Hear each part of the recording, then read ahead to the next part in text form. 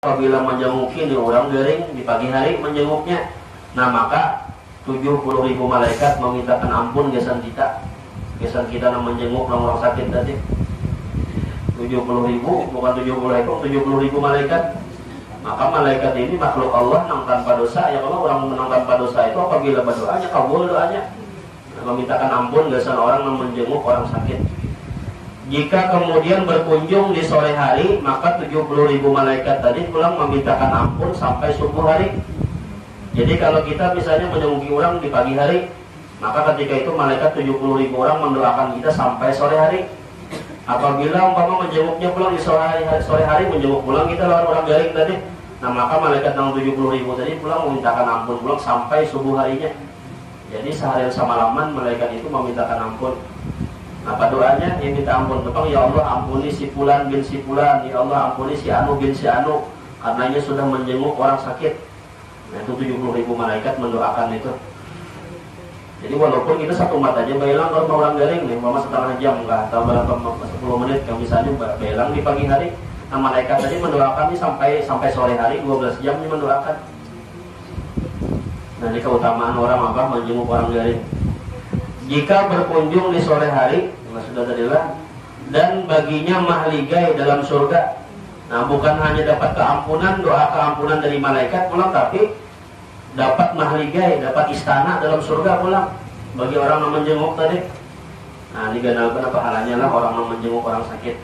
Cuman adabnya orang menjenguk orang sakit itu mukawatu membawa oleh-oleh ya Allah. Nah itu adabnya pulang, walaupun kita didatangkan ini sudah dapat keampunan, tapi sebagai adab kita seorang muslim itu apabila belang itu apakah dibawakan ya kalau lah bawakan misalnya nangnya ketujuh, misalnya nak makan apa, makan buah, bawakan buah. Itu misalnya di rumah itu orang banyak belang ini ngajak mengulakan banyu ya Allah, nah bawakan gula kan mama atau wadai ya dibawakan. Dan yang paling penting pulang apabila belang orang garing itu mendoakan, intinya mendoakan.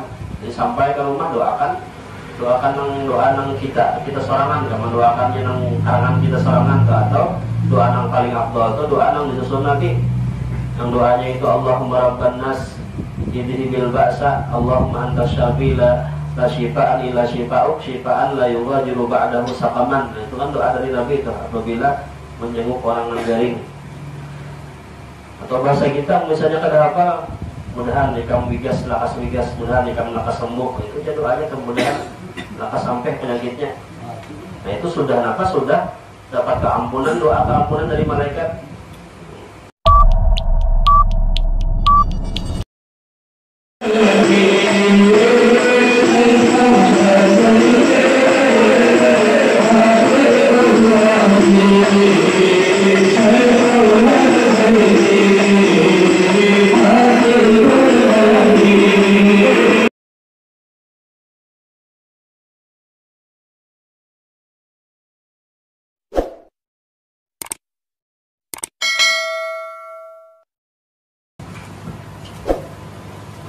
Assalamualaikum warahmatullahi wabarakatuh. Muhammad bin Abdullah sallallahu alaihi wasallam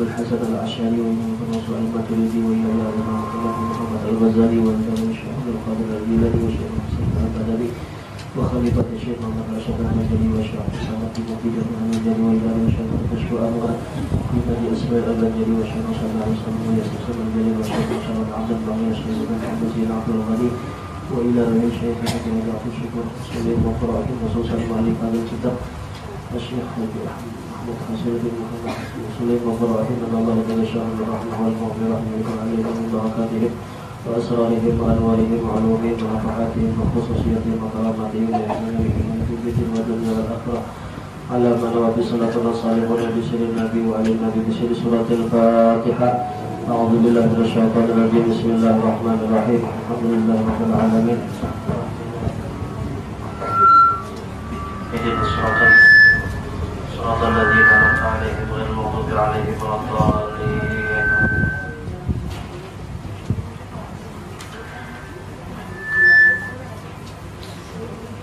Assalamualaikum warahmatullahi wabarakatuh. Bismillahirrahmanirrahim.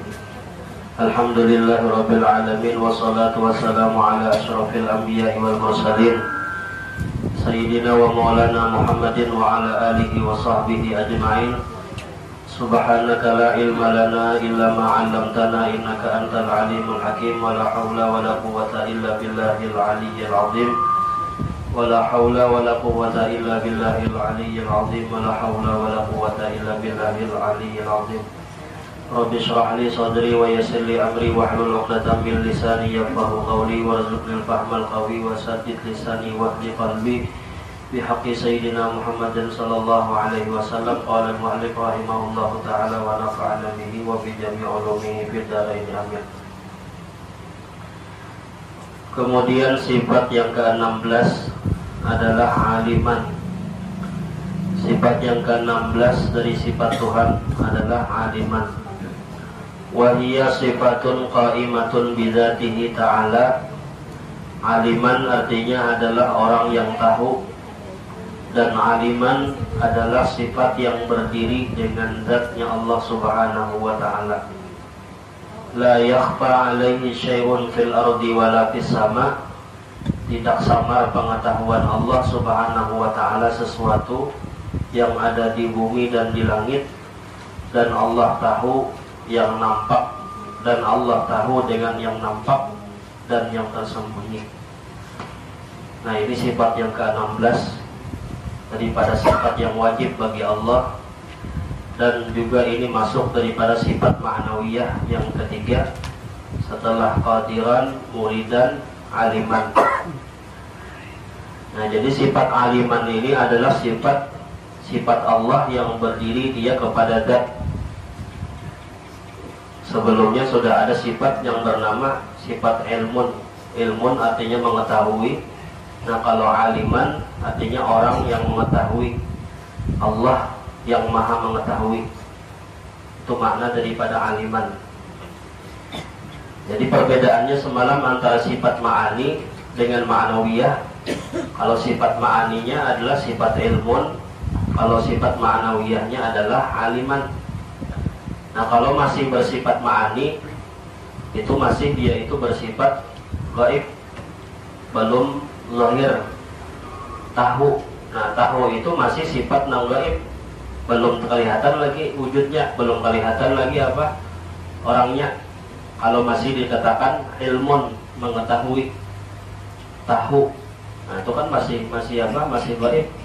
Tapi kalau sudah ilmun itu berandak di zat, kemudian barulah muncul orangnya banggaran aliman. Barulah orangnya itu dikatakan alim, orang yang tahu. Nah, kalau sudah dikatakan orang yang mengetahui, nah maka jelas orang itu sudah zahir, orang itu sudah nyata. Nah, nyatanya Allah nang aliman itu hendaknya di wadah kita. Allah meletakkan sifat ilmunnya itu di wadah makhluk. Apabila si makhluk tersebut dikatakan orang alim, nah berarti dia itu meminjam daripada sifat Allah yang bersifat ilmun. Jadi kenyataannya Allah itu andakannya di wadah kita. Jadi kita ini hanya apa? Majazun, ya ulama, majazun wa khayalun wa wahmun. Hanya sekedar majaz, pinjaman, khayalan, dan sangkaan. Nah, adapun mazhar, kenyataan yang sebenarnya adalah Allah di situ. Allah yang bersifat alim, Allah yang bersifat mengetahui tadilah. Nah, jadi Allah meminjam kita ini supaya Allah menampakkan dirinya kepada kita. Allah hendak menampakkan sifatnya. Lalu Allah tampakkan sifatnya di wajah kita, nyata Allah bersifat alim. Apabila Allah sendirian aja di alam semesta ini kada ada makhluk. Siapa yang meminandui Allah kada tahu, kada ada yang meminanduinya, Allah sorangan aja. Nah, lalu Allah hendak minta supaya dipinandui. Lalu diciptakanlah makhluknya. Nah, makhluk yang mula-mula Allah ciptakan adalah Nur Muhammad. Nah, dari Nur Muhammad itulah tercipta alam semesta. Nah, jadi Allah menampak di wujud Nur Muhammad. Nur Muhammad pulang menampakkan adanya di wadah kita makhluk beradaan. Nah lalu nyatalah kita ini artinya apabila hendak sampai marifat kepada Allah, maka harus melewat ngaran Nur Muhammad. Meminanduinya adalah melewat Nur Muhammad. Jadi kadang-kadang orang itu sampai marifat kepada Allah itu langsung ke Tuhan, kata apa? Pasti melewatnya siapa? Melewat Nur Muhammad. Karena kita ini adalah dari asalnya daripada Nur Muhammad. Nur Muhammad itu kenyataan Tuhan. Jadi apabila hendak tahu Allah yang bersifat alim, melihati alam semesta. Apabila hendak tahu Allah bersifat qadiran, Allah maha kuasa, lihati alam semesta. Apabila hendak mengetahui Allah bersifat muridan, lihati alam semesta. Jadi semua sifat-sifat yang mulai wujud sampai mutakalliman itu dalilnya adalah pada alam semesta. Karena Allah menyatakan sifat-sifatnya itu di wadah kita nih, di kita dia wadah, maka makhluknya beradaan. Makanya gue sekumpul hari itu wajah sifat 20 itu sih dia wujud artinya ada, jadi dalilnya unda. Kemudian kita artinya sedia, dalilnya unda. Baka artinya kekal, dalilnya unda. Jadi berataan mulai wujud sampai mutakaliman, dalilnya adalah unda. Unda itu artinya apa? Saya. Saya ini apa? Makhluk, hamba. Jadi kita kan usah jauh-jauh mencari Tuhan yang kalau ada wadah kita sudah wa huwa ma'akum. Nama kuntum dimanapun kita berada, di situ Allah ada. Kalau usah mencari Tuhan ke atas langit, kalau mencari ke atas langit kita kada tetamu dengan Tuhan. Kita aja kada suara ke atas langit lagi kalau lah. Tapi kenapa ya Nabi Muhammad itu Isra Mi'rajnya ke atas langit, bertemu Tuhan di atas langit. Nah aras itu adalah tempatnya Nabi Muhammad, ketinggian pangkatnya Nabi Muhammad. Jadi para nabi, para rasul itu masing-masing mereka itu diperlihatkan zatnya Allah ataupun mendengar kalamnya Allah, bertemu lawan Allah di tempatnya masing-masing. Ada Nabi Musa alaihissalam bertemu dengan Allah, mendengar kalam Allah di Bukit Tursina. Nabi Isa bertemu dengan Allah juga di bumi. Nabi Ibrahim di bumi. Tapi Nabi kita Muhammad SAW, Allah ingin menampakkan ketinggian pangkatnya Nabi Muhammad ini. Lalu diundang Nabi kita Muhammad bertemu Allah di atas langit, di aras. Bukan Allah bertempat di aras kada, tapi itu menunjukkan kemahatinggian daripada makamnya Nabi Muhammad SAW. Kalau yang lain umpama ada orang yang diundang presiden umpama, tapi presidennya mau undang misalnya di warung makan biasa aja umpama.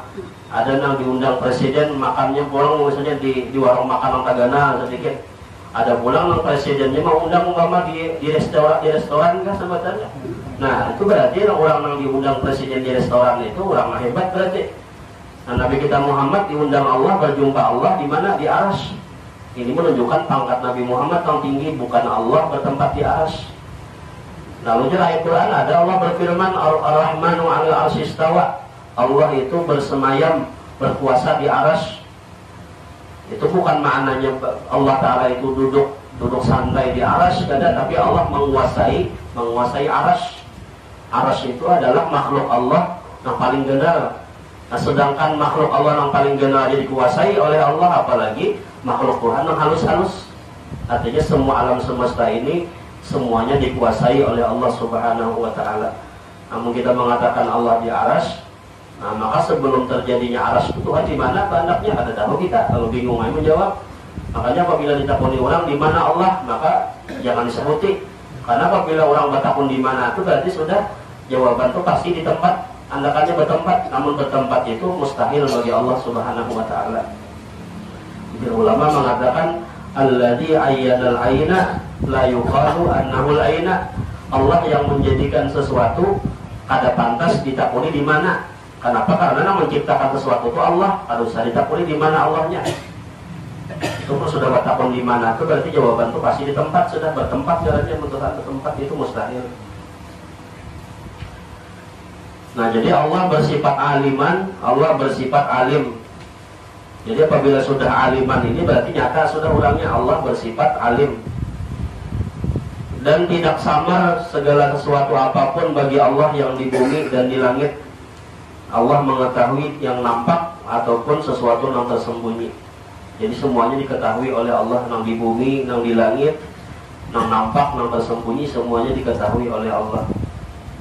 Jadi yang lebih mengetahui sesuatu itu adalah orang yang menciptakannya. Mungkin kita kadang menciptakan ini kita kada tahu, menebak-nebak aja, karena kita kada maulah. Tapi mun Allah nang baulah, nyata jelas Tuhan tahu sudah. Mulai paling halus, paling detailnya tahu Tuhan. Kenapa? Karena kita ini diciptakan oleh Allah.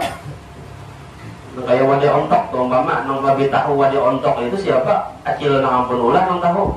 Ujar acil wadah ontok ini, anu gulanya semalam saya ini, ku tambahi. Kemudian pulang uyahnya sedikit, gelapungnya saya ini. Kemudian pulang disanga, pulang ontoknya macam-macam. Nah, itu nang lebih tahu dengan keadaan ontok tadi siapa? Nang ampun menciptakan, nang ampun ulah siapa? Acil nang ampun ulah nang lebih tahu. Nah kita nang memakannya kita kada tahu makan aja ya kalau lah. Dia kira-kira acil ini bahari jadi masing-masing ini bisa 5 sendok, membuat uyah ini jangan masing benar. Nah itu mengira-ngira aja, kita menebak-nebak aja karena kita kada tahu ulahan acil ini berapa sendoknya, gulanya berapa, uyahnya berapa, gelapungnya berapa, itu hanya menebak-nebak aja. Jadi yang lebih tahu dengan ciptaan sesuatu itu adalah yang ampun ciptaan, kurangnya yang tahu. Nah makanya kita kada perlu bersedih hati, amun Allah tahu aja lawan keadaan kita ya kalau lah. Makanya dalam syair itu dikatakan qad kafani ilmu rabbi min su'ali wa ikhtiyari. Sungguh cukup aja sudah bagiku Allah tahu kepadaku dari permintaanku dan kehendak aku. Namun Allah yang menciptakan aku, yakin yang menciptakanku ini Allah, maka Allah pasti tahu aja keadaanku sudah. Seandainya aku kada babadah sekalipun permintaanku hendak ini hendak itu, Allah tahu aja. Kenapa? Aku ini ciptaan Tuhan. Aku ini adalah diciptakan Tuhan. Aku ini kenyataan Tuhan. Namun Allah nyata di wadah kita, berarti kita kan usah mengisah-isahkan macam-macam. Lawan Tuhan tahu aja Tuhan sudah. Kenapa? Kita ini kenyataan Tuhan sudah.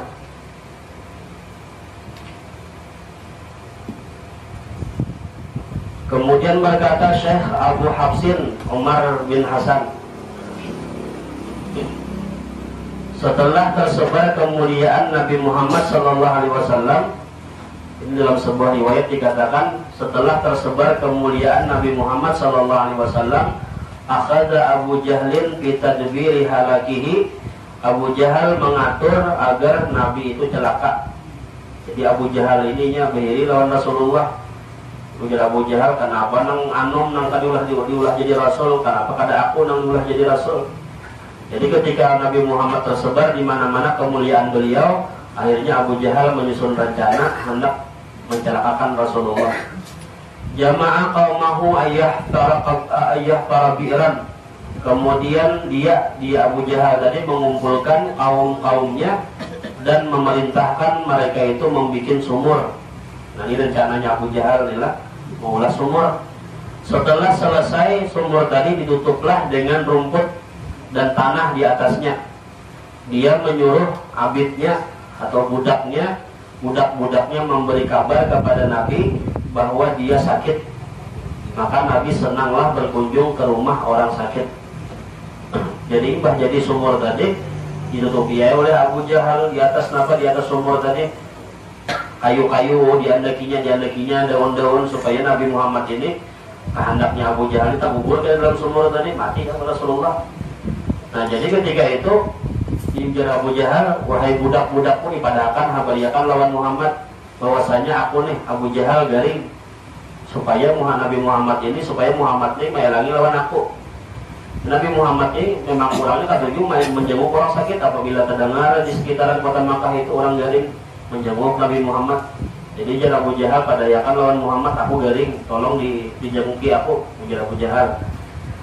Hadis Nabi Muhammad SAW, ma min muslimin ya'udu musliman ghadwatan illa shalla alaihi sab'una alfa malakin hatta yumsiya wa in ada asyiyatan illa shalla alaihi sab'una alfa malakin hatta yusbiha wa kana lahu kharifun fil jannah. Nah ini keutamaan orang menjenguk orang sakit adalah apabila ujar Nabi seorang muslim mengunjungi saudaranya yang sakit, keluarganya atau temannya di pagi hari memintakan ampunlah 70.000 malaikat. Jadi kita apabila menjenguki di orang garing di pagi hari menjenguknya, nah maka 70.000 malaikat memintakan ampun gesan kita yang menjenguk orang sakit tadi. 70.000 bukan 70.000 malaikat. Maka malaikat ini makhluk Allah nang tanpa dosa. Ya kalau orang menang tanpa dosa itu apabila berdoanya kabul doanya, memintakan ampun gesan orang yang menjenguk orang sakit. Jika kemudian berkunjung di sore hari, maka 70.000 malaikat tadi pulang memintakan ampun sampai subuh hari. Jadi kalau kita misalnya menjenguk orang di pagi hari, maka ketika itu malaikat 70.000 orang mendoakan kita sampai sore hari. Apabila umpama menjenguknya pulang di sore hari menjenguk pulang kita lawan orang garing tadi, nah maka malaikat yang 70.000 tadi pulang memintakan ampun pulang sampai subuh harinya. Jadi seharian semalaman malaikat itu memintakan ampun. Apa doanya? Yang minta ampun tepang, ya Allah ampuni si Fulan bin si Fulan, ya Allah ampuni si Anu bin si Anu, karenanya sudah menjenguk orang sakit. Nah itu 70.000 malaikat mendoakan itu. Jadi walaupun kita satu mat aja belang kalau orang garing nih, mama setengah jam nggak atau berapa 10 menit, kalau misalnya belang di pagi hari, nah malaikat tadi mendoakan ini sampai sore hari 12 jam ini mendoakan. Nah ini keutamaan orang apa menjenguk orang garing. Jika berkunjung di sore hari, sudah tadilah, dan baginya mahligai dalam surga.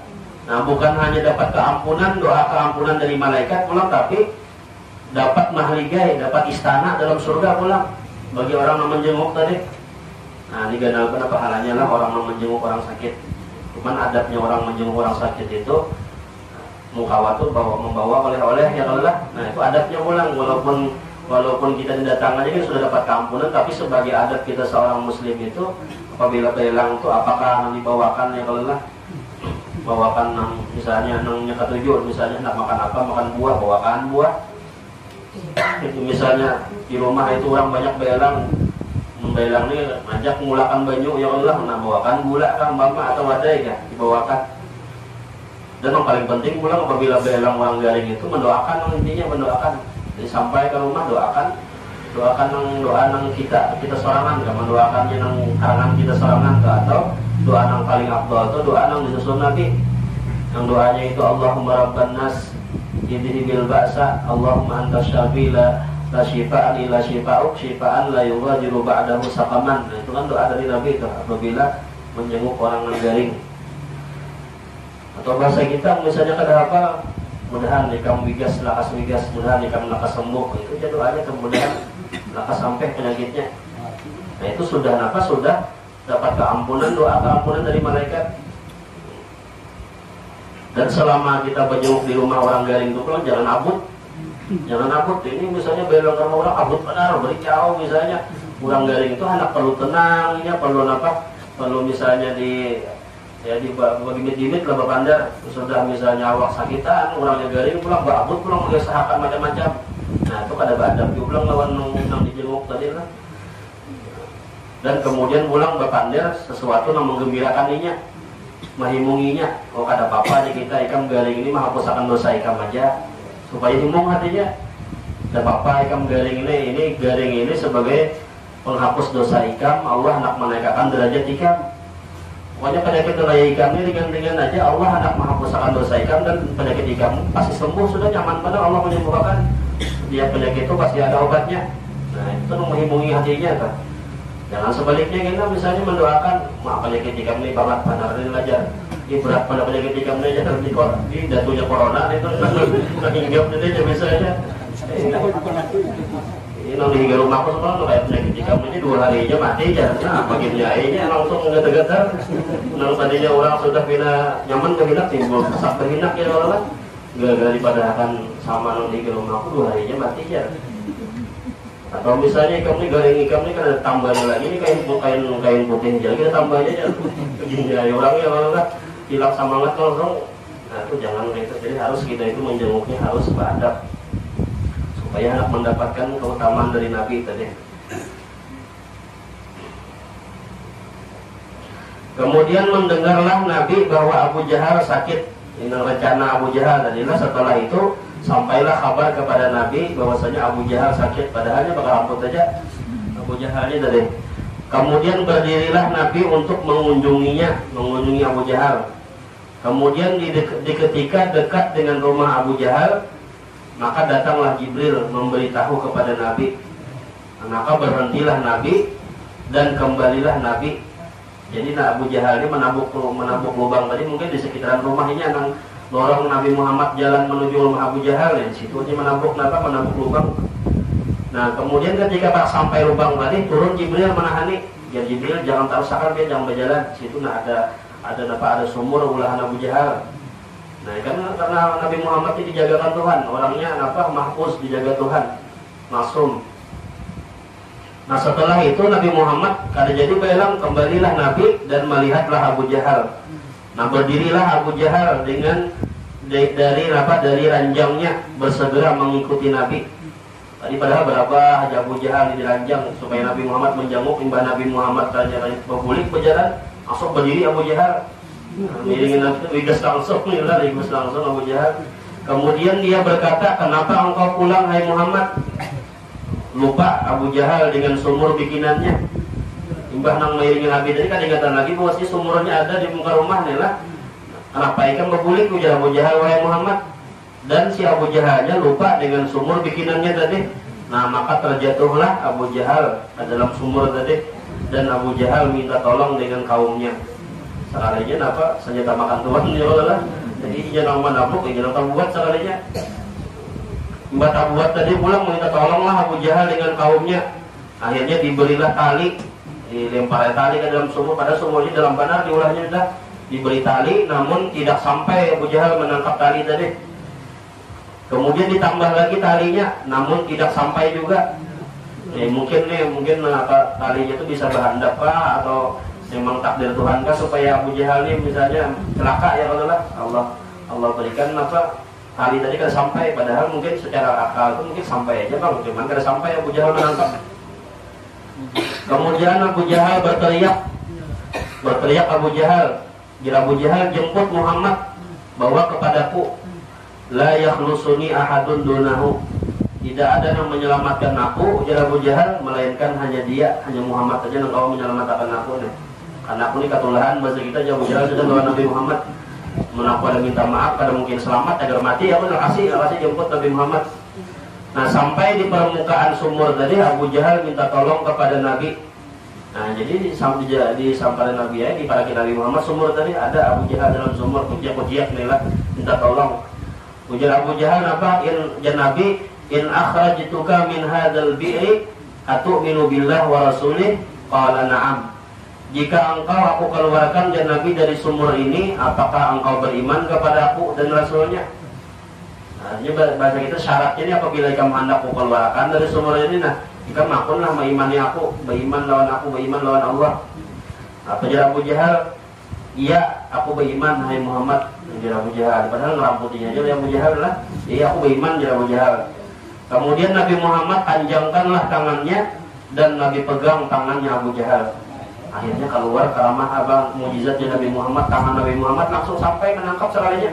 Padahal tadi tali sudah panjang mau ulur dan sampai ya. Tapi mbak Nabi Muhammad mau ulur tangan sedikit timbul sampai ya. Secara zahirannya mungkin lah berharap mungkin Abu Jahal nih kada nampak amat membuat panjang sampai karet itu ada mungkin semuanya kan bersurut langsung ditangkap Nabi Muhammad Abu Jahal tadi. Nah itu mujizat Nabi Muhammad nih. Nah kemudian keluarlah dan Nabi peganglah tangan Abu Jahal, maka keluarlah Abu Jahal dari itu sumur. Setelah berada di atas itu sumur, maka berkatalah Abu Jahal, ma asharaka ya Muhammad, engkau ini hai Muhammad benar-benar sihir. Nah, yang diselamatkan soalnya menyembati penyihir pula. Pasti kamu sudah pakai ilmu sihir ini. Tadi aku mau menyambung tali tadi kada sampai, tapi Mbah Ikam datang ibu sampainya, pasti ikamnya jadi Abu Jahal bisa sihir ikamnya. Nah itu jahatnya Abu Jahal adalah padahal diselamatkan sudah jangan berterima kasih kan apakah ini pada akan penyihir. Padahal itu mukjizat Nabi, bukan sihir tapi mukjizat Nabi. Nabi bersabda, ujar Nabi, man hafara bi'ran li akhihi al-muslim waqa'a fihi. Ujar Nabi, barang siapa membuat sumur niatnya untuk mencelakakan saudaranya, maka dia sendirilah yang akan tercebur ke dalamnya. Imbah nang Abu Jahal menyambat penyihir tadi langsung disahuti Nabi, siapa nang menabuk sumur aja Nabi gasan orang mencelakakan orang, inya juga jatuh gitu. Nah ya itu disebut juga Abu Jahal nang gugur ya kalau jika membuat sumur agar dapat mengambil airnya mereka yang demikian, maka menjadi kebaikan dan mendapatkan pahala. Allah Subhanahu wa ta'ala tahu bahwa Abu Jahal ingin menipu Nabi Muhammad dan tahu Allah Subhanahu wa ta'ala bahwa Abu Jahal itu tidak beriman. Jadi yang digarisbawahi dari kisah ini, yang di akhir ini adalah Allah tahu aja, tahu dengan apa? Dengan niat Abu Jahal tadi. Artinya niatnya itu hendak mencelakakan Rasulullah. Tapi ternyata apa?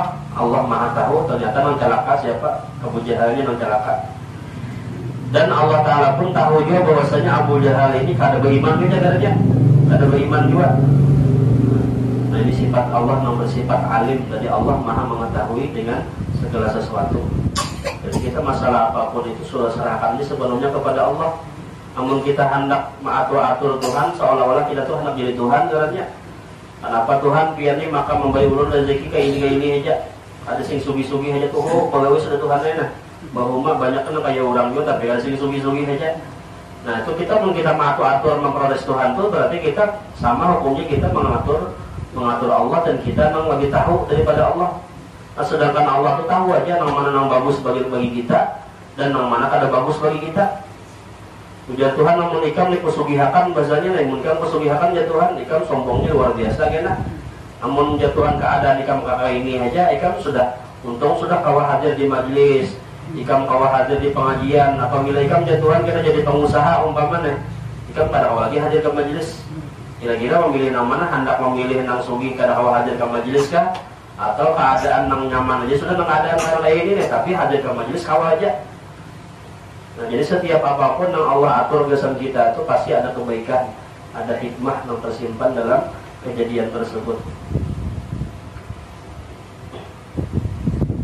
Ada orang yang diuji Tuhan umpama garing, ingat nyalawan Tuhan waktu garing tadi, berarti garing itu ada hikmah kesannya.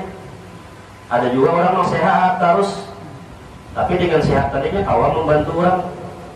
Jadi setiap apapun gawian Tuhan itu ada hikmah. Baik kita garing enggak atau kita waktu kita ada garing enggak, semua itu ada hikmah di balik semua itu. Orang yang kada berduit pulang, orang kada berduit misalkan ditakdirkan Tuhan susah. Ada juga kebaikannya, apa? Kebaikannya ada banyak hisapan Tuhan di hari kiamat. Bagi orang yang berharta pulang bagus juga bagi orang yang berharta. Kenapa kau bersedekahnya? Nah, jadi semua apapun yang Allah takdirkan itu semua ada hikmah, ada apa? Ada kebaikan. Tergantung kita aja melihat di mana kebaikan kita nih. Allah mengatur kita jadi ini kebaikan kita di mana. Bisa kita memilih apa ngarannya melihat di keadaan kita. Annallaha yattali'u nabiyahu ala khadi'ihim. Allah Subhanahu wa taala memperlihatkan atau memberitahukan kepada nabinya atas tipu daya mereka. Fi qulubihim maradun, pada hati mereka itu ada penyakit. Penyakit takut kehilangan wibawa, takut kehilangan pengikut, dan takut dengan harta sirna. Penyakit seperti itu tidak boleh dibiarkan pada dada karena akan membawa kepada kecelakaan dan rusaknya iman.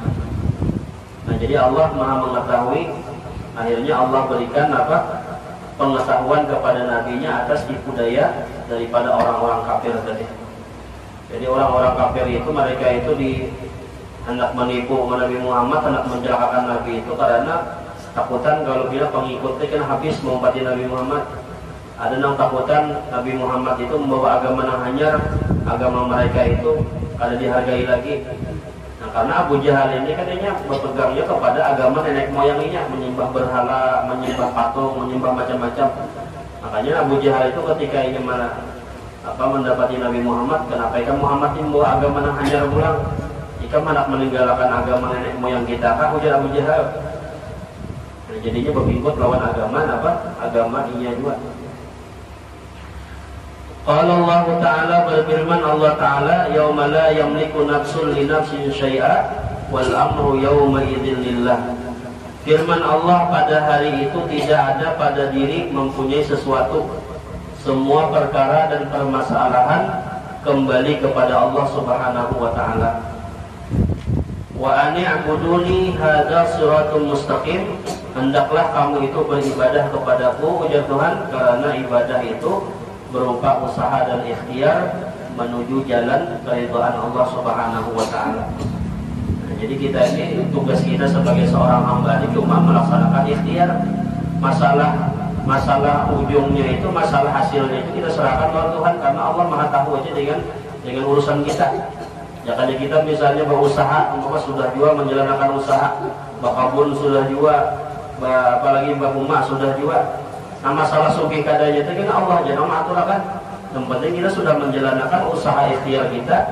Amun misalnya Allah sugih akan bersyukur.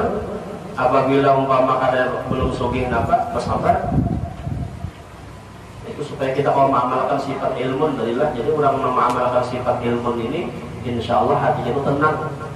Jadi salah satu di antara cirinya orang yang beriman kepada Allah, yang bersifat aliman, maka dia itu tenang dalam menghadapi segala perkara apapun, karena Allah tahu aja sudah dengan keadaan kita.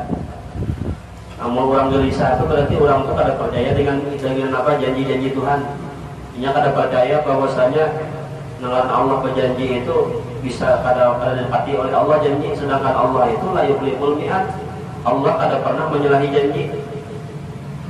Man amila salihan, mudah-mudahan siapa yang beramal salih, falanuhyiyannahu hayatan thayyibah, maka pasti kami hidupkan mereka itu dengan penghidupan yang nyaman. Apabila beribadah kepada Allah, nah masalah urusan dunia insya Allah diaturkan Tuhan aja sudah. Tapi kalau kita berkhidmat mengejar dunia aja, akhiratnya kada digawi, nah maka dunianya kena akan berundur aja. Dunia itu seperti bayangan. Apabila kita menyesali bayangan, bukan malah bayangan tadi dapat kita ambil, tapi bayangannya buka aja. Tapi kalau akhirat itu seperti apa? Seperti ibaratnya padi. Apabila kita bertanam padi, maka rumput-rumput tompat itu tumbuh di higanya. Tapi kalau kita bertanam dunia itu kayak rumput, bertanam rumput, banihnya kada mau tumbuh. Jadi bagi orang nambah akal itu pasti memilih satu kali gawi, dua keuntungan. Bertanam bani tapi rumput tumbuh juga. Itu peribahasa aja kalau bukan kita mengharapkan tumbuh rumput ya, teman-teman. Bertanamnya aku supaya berumputan di tanaman juga. Ada itu maksudnya itu apabila beramal akhirat, artinya dunia itu rumput aja tumbuh juga tiganya kan. Tapi kalau kita beramal dunia, nah akhiratnya kan dikalahkan kita. Hanya kada mau terkumpul dua itu apabila dunia yang dipilih. Tapi ada juga orang yang di sehari-harinya itu dunia terus tapi sugih benar aja. Seolah-olah dunia itu kayak model menyasar koloninya. Nah sedangkan dunia itu kan Allah suruh supaya berkhadam lawan wali-walinya kepada kekasihnya Allah. Ujar Tuhan, wahai dunia, siapa yang berkhadam lawan nikam, maka jadikan dia itu khadam nikam. Kemudian siapa yang berkhadam lawan aku, maka jadikanlah engkau itu berkhadam lawaninya. Artinya apabila kita itu mengejar dunia aja, maka dunia itu kan akan menyusahkan lawan kita. Tapi kalau kita berkhadamnya lawan Allah, tunduknya lawan Tuhan, beribadah lawan Tuhan, maka dunia yang berkhadam lawan kita, dunia yang tunduk lawan kita. Tapi ada sebagian orang itu yang dunia itu seolah-olah berkhadam lawannya. Padahal ibadahnya parai, umpamanya, kemudian pulang sembahyangnya tamat, umpama, maksiatnya jalan, tapi dunia itu seolah-olah menyesah benar lawannya. Menyugihnya di kampung, umpamanya, tapi ibadahnya parai, maksiatnya jalan, tapi dunia menyesah. Nah itu berarti ngarannya apa? Istidrak. Sebenarnya istidrak itu lanjuran Tuhan, dilanjur Tuhan. Arti dilanjur itu maksudnya apa? Diumpani Tuhan. Kurang yang diumpani Tuhan itu kena suatu saat dikaju Tuhan kena. Nah kayak istilahnya kayak hayam di guru bahari orang dilanjur itu kayak hayam dikanyangi oleh ampun hayam itu bagaimana kanyang sampai talehnya ini kena kaca kanyangan. Tapi apabila sudah kanyang talehnya kanyang bujur-bujur kanyang dibawa orang ke pasar. Kemudian di pasar ini kan orang bubar, berarti orang ayam ini tamak ayam ini padahal hanya bisukan tadi. Jadi kadang ampun ayamnya.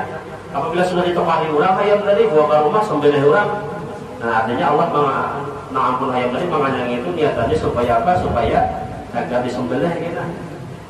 Nah jadi hati-hati kita misalkan maksiat jalan terus, ibadah kita ini menurun umpama, tapi dunianya seolah-olah besar lawan kita. Nah hati-hati. Itu lanjuran Tuhan, dilanjur Tuhan, atau bahasa itu istidrak.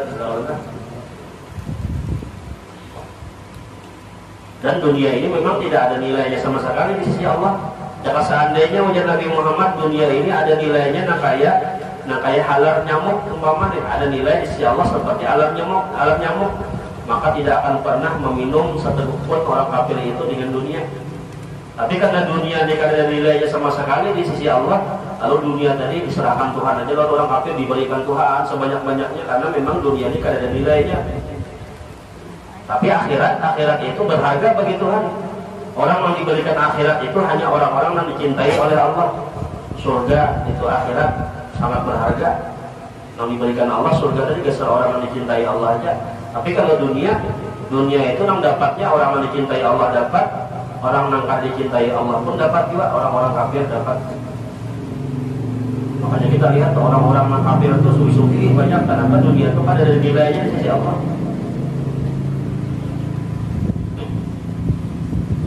Nah di gunung bergesan ya, kenapa aja orang Cina itu maka lepas banget sugi, orang kita Islam ini maka lambat banget sugi. Soalnya orang Cina itu berdoa apa pujuk, soalnya aku pujuk no itu. Jadi itu kayak buah saja apa pujuk itu lekas gugur aja.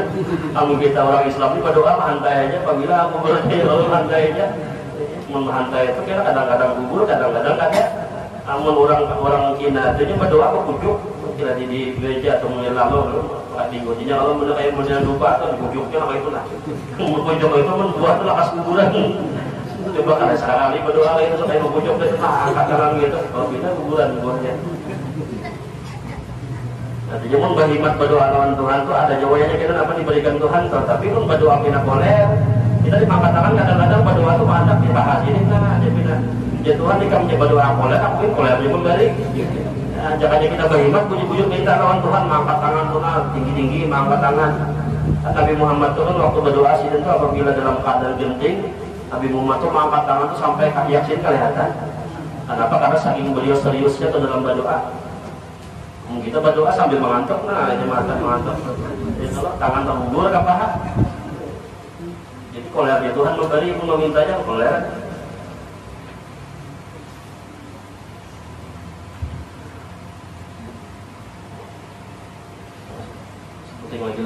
Kemudian sifat yang ke-17 adalah hayyan. Sifat yang ke-17 dari sifat Tuhan adalah hayyan. Wa huwa sifatun lahu ta'ala, hayyan yang hidup. Jadi makna hayyan ini artinya yang hidup. Nah kalau hayat itu masih berupa sifat Tuhan, masih gaib, hidup. Nah kalau hidup itu kan masih belum kelihatan, tapi kalau sudah sifatnya dibandak di wadah wujudnya, di wadah izatnya, maka jadilah orangnya itu hayyan. Hayyan itu maknanya hidup, Allah yang maha hidup. Nah kenyataan Allah yang hayyan itu ya banyak di wadah kita. Nah. Kita nang kacongkongan, nang kawa berhinah kemana-mana berjalan, ini kenyataan daripada Allah yang hayyan tadi. Allah yang bersifat hidup. Adalah sifat bagi Allah Subhanahu wa ta'ala, hidupnya Tuhan kekal abadi, tidak ada akhir bagi adanya. Jadi hidupnya Tuhan ini selawasan hidup, kada pernah mati. Sangat berbeda dengan adanya kita manusia. Adanya manusia ini bisa berakhir dengan kematian. Inna lillah wa inna ilaihi raji'un. Sesungguhnya kami semua milik Allah, dan sesungguhnya kami pun akan kembali kepadanya. Jadi kita ini bertahan dari Allah, kembalinya kepada Allah juga. Atau bahasa itu bulik dengan kalau lah. Nah bila bulik itu kita amanah lorong kita berani masuk, datang ya Allah itu bagi kita berbulik pulang kan. Asal jangan mencari jalan pintas atau jalan lainnya. Kalau kita sasat ya Allah membuliknya kasih tujuan, insya Allah selamat saja.